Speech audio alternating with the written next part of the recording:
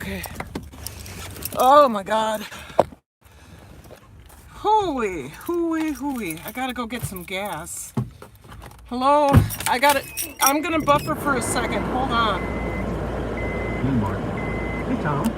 First, I'm set the gonna scene buffer. for us. What is Buffer for a second. Be back. Yeah, okay. So I lost my gloves, you guys, and the temperature is dipping. Hello? Hey, Pine City, how are you? It's a dark live. I'm going home. I did a 12-hour day. Nothing new. I lost my gloves, so I only have one glove. And I have to go get some gas. So, hi, Lynx Acres. So, yesterday I was feeling really funky. I mean, really funky. I thought I was sick. I really thought I was sick, and I wasn't. Facebook reminded me, I don't know why Facebook had to remind me, but Facebook reminded me that it was, oh my God, I have tons of, that it was my sister's birthday, my sister who passed in 2013. My stomach was hurting. I was not happy. I was grumpy. I couldn't figure out what was going on. If you guys, I have to have the defrost on, so forgive me for the noise. Anyway, I couldn't figure out what was going on, and then Facebook reminded me. I was like, oh, well, then of course, I cannot see. Then of course, and I'm on ice, shoot. Then of course, my stomach stopped hurting, but the waterworks started. So, you guys, I can't see out my windshield. Holy Hannah. I got frost on the inside. That's really unusual.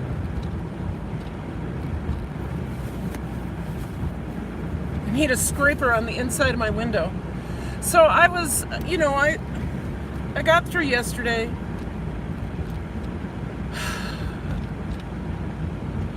And then today it started kind of funky. We had a meeting, and on the heels of that experience, my sister's, feeling like I've lost half myself again, celebrating my half birthday without her another year. Then we had a really interesting meeting at work, which ended for me in, I was insulted by one of my colleagues. He thought he was making a joke, but it just wasn't funny to me. Anyway, he apologized. We got it straightened out, but my whole day was affected by that. I wonder when grief ends, you guys. I wonder when grief ends, or if it ever does. Because I'm kind of sick of it. I'm sick of missing my sister, but I can't change that. Death comes and goes. Okay, so you guys, I have to get gas. I'd love it if you stuck with me while I was out there. Ooh, there's lots of traffic. Can you move over? How about moving over? Thank you. Okay, we'll go right here. You have ice on the inside of my windshield. So, oh, that's why. Okay, it's out of service. So, it's a very busy gas station, you guys. Let me see if I can. Don't take that. I'm trying. Oh! God damn it. Sorry, guys. This guy's trying to take my pump, and I almost hit a car who slid right in front of me. slid. Okay, so I'm at the gas station. Who's here? Hey, Coleman baby, happy heavenly birthday. It's not my birthday. Oh, heavenly birthday to my... Thank you. All right, I have to get gas. I'm really on zero. On zero. So if you don't mind hanging out with me, I'd really appreciate it. I don't like letting my tank get this empty, but I had no choice. I haven't had any time. So hold on. I'll put on my one glove because this isn't even mine, you guys. I went into the, yeah, it's on the inside too, so I should be able to get it off. I had to get this out of Lost and Found because I lost my gloves. So let me get my, I'll be back. Hey McCoy, I'll be back. I gotta get some gas.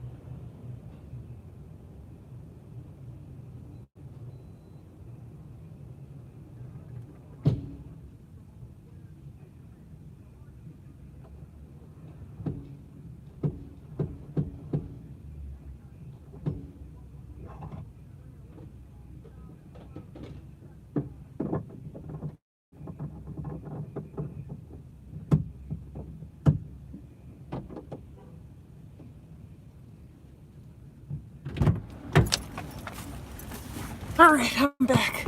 Thank you for sticking around. Oh, Jesus. Hallelujah. Okay. I always lock my doors when I'm out in public. And I'm dealing with my credit cards or whatever because I don't want somebody coming in and stealing my stuff. Hi, Susie Bosch. I hate stopping for gas when it's cold or rainy. And Susie, I had to get a glove out of the Lost and Found because I lost mine. Anyway,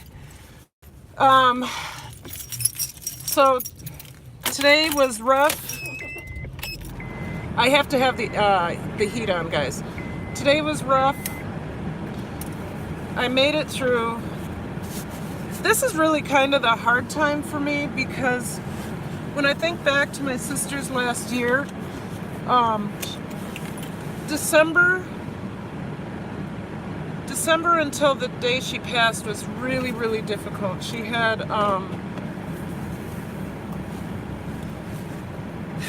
okay, so here's the story. My sister was diagnosed with stage 4 colon cancer in July of 2012. And her doctor kept raving about her own, what she had done, where she had been. And she kept saying the Mayo Clinic, the Mayo Clinic. I said, oh, she was a doctor at the Mayo Clinic. Great, yes, yes. This is going to be really hard to get out of here. Unless this guy lets me in. Thank you. And she starts like second guessing herself and telling my sister a couple different things. The first thing she said was, well, this colon cancer is gonna get you. This is what's gonna get you. And my sister is like, am I dying right now? She says, no, you're not in any imminent threat, but I think we should get you under treatment as soon as possible. So my sister thinks, okay, I'm not dying, which maybe she wasn't. So my sister says to me, me and her boyfriend as we're leaving, I'm dying of cancer? I'm dying of cancer? I said, no, honey.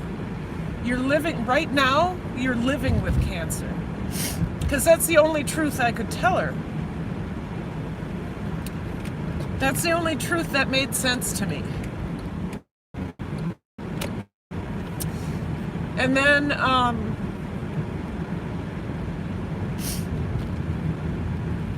we got her past, we started getting our mind wrapped around, our minds wrapped around what was happening to her and how we could best support her. We got a care team together.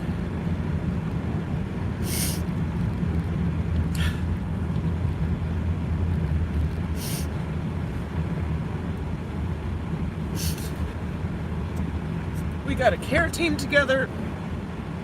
We organized dinners. I organized house cleaning. I did most of it.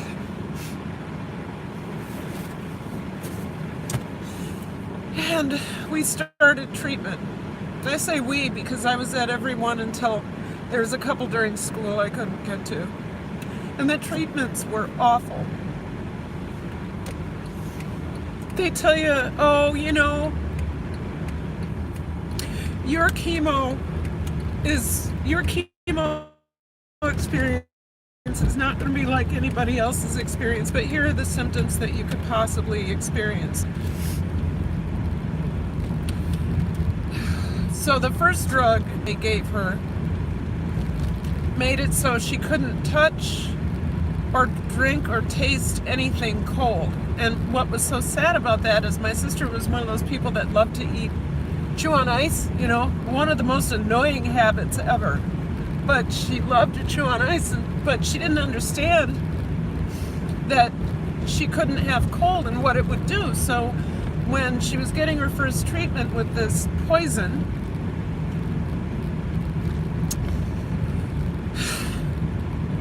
they came in and asked her if she'd like a glass of cranberry juice or whatever, and did she want some ice? I don't think the person that was working, or the volunteer, knew that this was a symptom. So she said sure. They didn't explain how bad it would feel to have, the nerves would be affected so much by cold that it would feel like shards of glass. So she took a sip of this cranberry juice and immediately started crying because she thought her throat was being cut to shreds because of the chemo.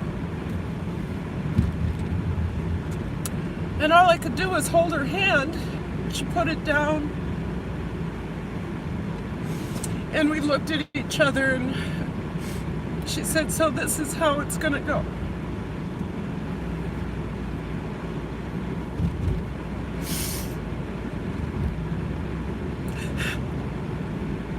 So,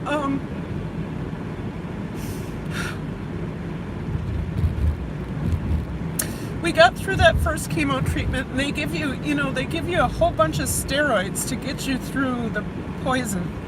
So she was super hungry. We were able to get her whatever she wanted to eat, hot. I think we got her a big Hardee's something, some poisonous food. And so her treatment was on Thursday. She ate well on Thursday night. She ate well on Friday. And then I kept trying to call her on Saturday and she wouldn't pick up the phone. And then finally around 2, you know, she had 3 kids that were staying with her. She picked up the phone and asked me to come over because she couldn't do anything. And I was like, I don't know what that means. She said, I can't do anything.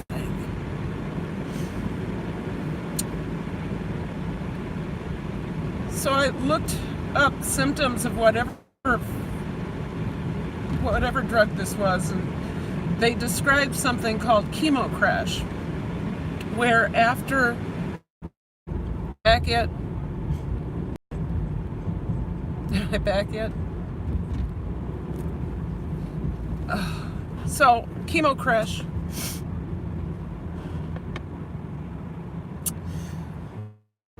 They took. I looked it up. I looked up why she felt like she couldn't do anything, and the steroids. They give you such massive steroids after chemo, or this is what they did 6 years ago. They may have changed this now. That the steroids wear off, and the chemo hits you like a ton of bricks. Literally, I think a ton of bricks was made for chemo patients. Anyway, I went over there and she's sweating buckets. Sweating bullets, sweating buckets. I was like trying to mop her face and she just didn't want to be touched. She said, I've never felt this much pain and this awful in my entire life. I'm like, this chemo's not good.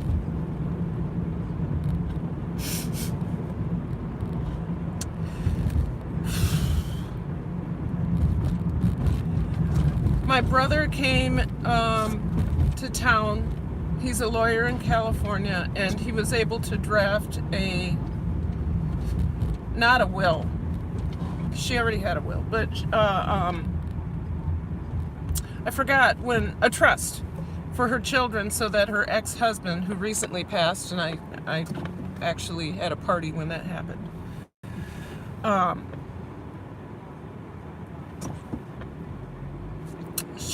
He helped her craft or draft a trust that became a legal document that put everything she owned into the trust that was cared for the children until the youngest child turned 18, which was wise. That was really wise, because that's how the mortgage on the house was paid. That's how the kids were able to stay there.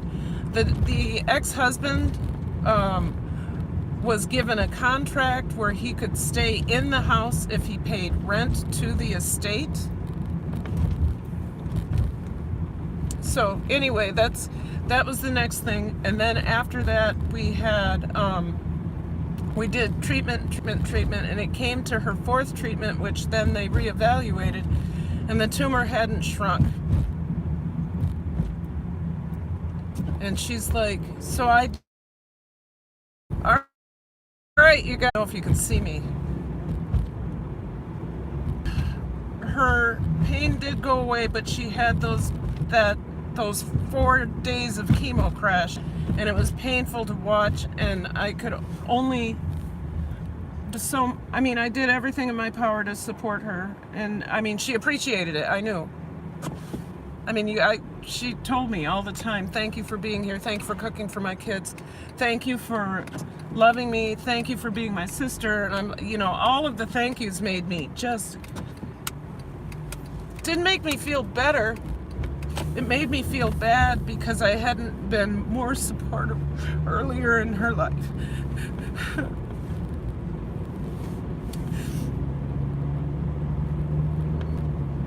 We had a couple years we didn't get along, but that happens with all sisters.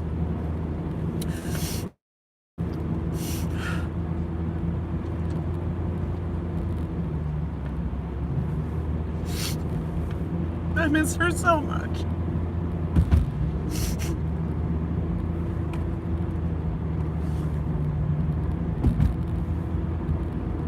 I miss her so much.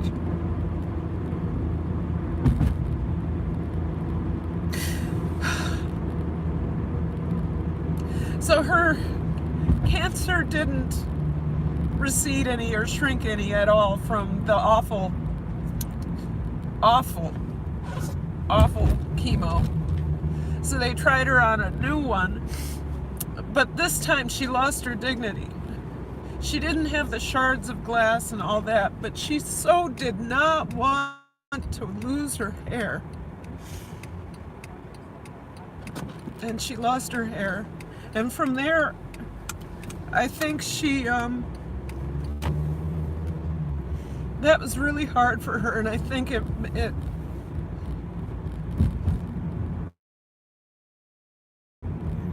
really chewed away at her morale. And she's not eating this whole time because the chemo makes her not hungry except for when she has the steroids, and her stomach hurts. All the medication she had was giving her GERD, so she wasn't eating that much. So she's losing weight and losing weight and losing weight and losing weight. And then they decide, her doctor, her dumb doctor, who we found out was brand new and had just finished December.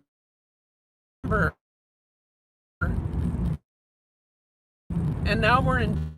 I made a mistake. We should have taken out, do surgery on my sister, who has lost over 100 pounds and was weak. And the doctor said to her, "This is your only chance to live."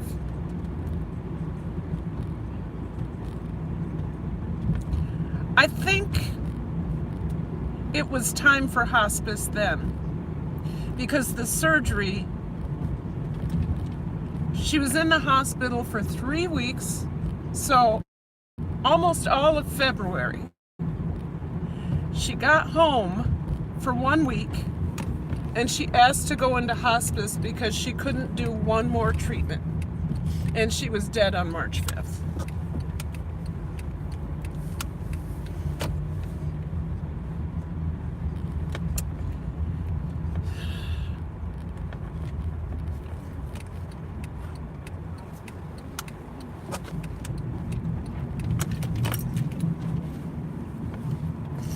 And the only solace I have is that I did the best that I could.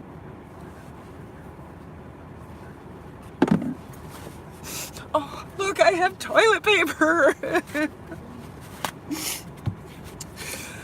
I did the best that I could.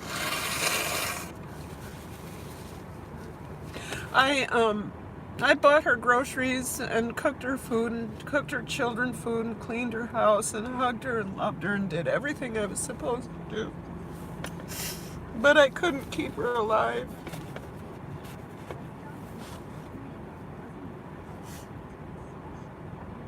And today wasn't her birthday, yesterday was. But it's like been 2 days, or Sunday I started feeling really kind of weird, kind of sick. And then yesterday when I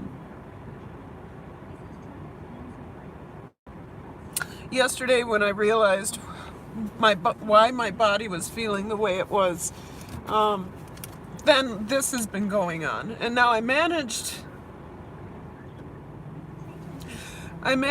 to make it through Teaching Without Crying. March 4th, 2017. Okay. Susie Bosch.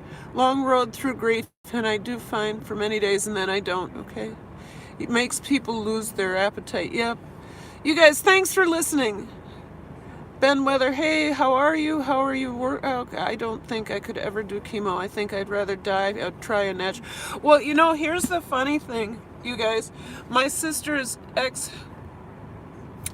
whom I just can't even talk about because he was there's a reason he was an ex. He probably had lung cancer for 10 years. And instead of going to get it fixed, he worked until he couldn't work anymore, and then last year, I can't believe he outlived my sister. He was such a grumpy, mean human being. Last year, he went to the hospital because he didn't feel good, and he was dead a week later.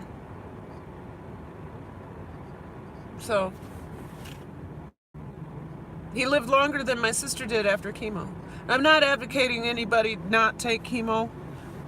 I told my husband, and I don't know how true this is, if I have stage 4 anything,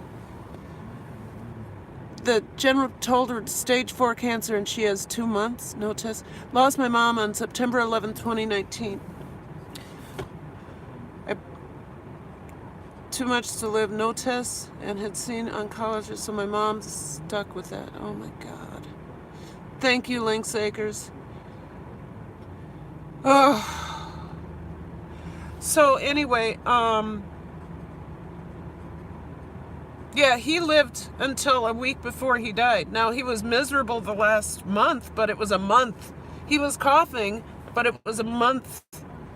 The lung cancer had gone to his brain and all that, but I don't need to talk about him. Oh, man. So, maybe I'll be okay tomorrow. I'm certainly going to have a glass of wine tonight.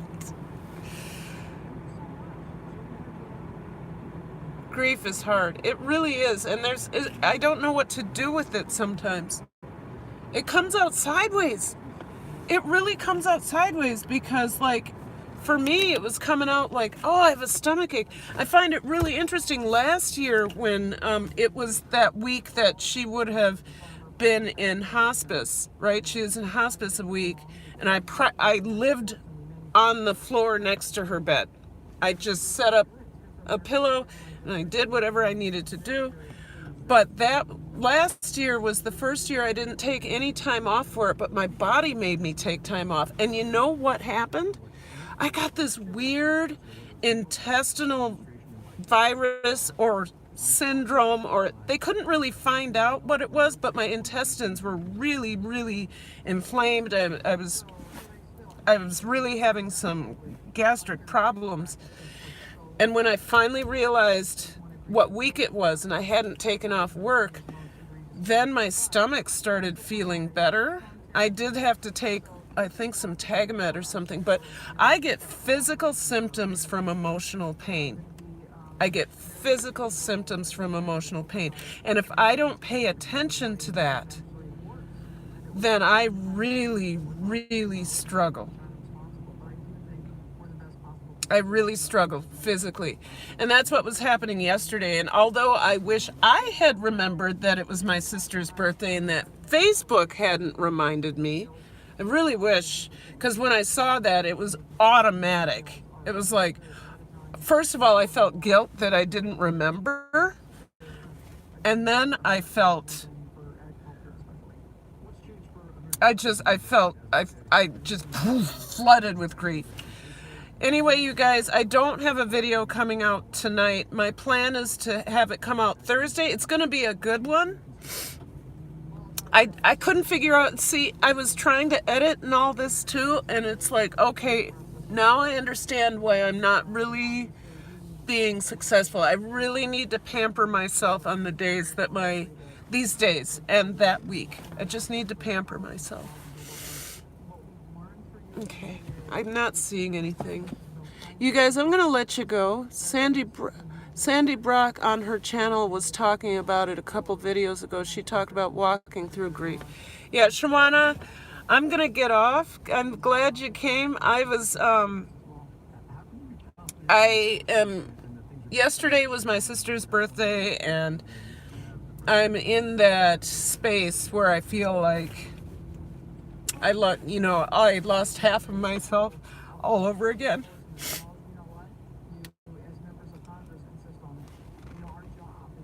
Because I miss my sister.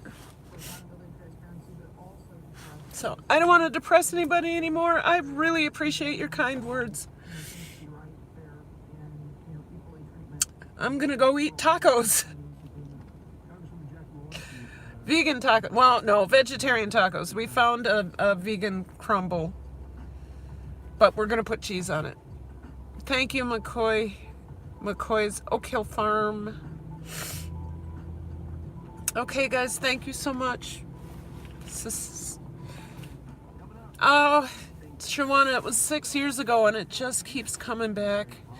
It was her birthday. Yeah. I want to remind you, sustenance. Make sure to sustain yourself emotionally and physically. Focus on your dreams. And tranquility. Try to find it. Isn't that funny? My 3 sayings, my 3 words. I'm gonna, it's the tranquility part. I really hope I can find that sooner than later. All right, taco time. And I don't want to walk in crying all over my husband, although he probably will cry with me. My eyes hurt. Okay, love you. I love you all so much. Thank you for your support and understanding. All right, bye.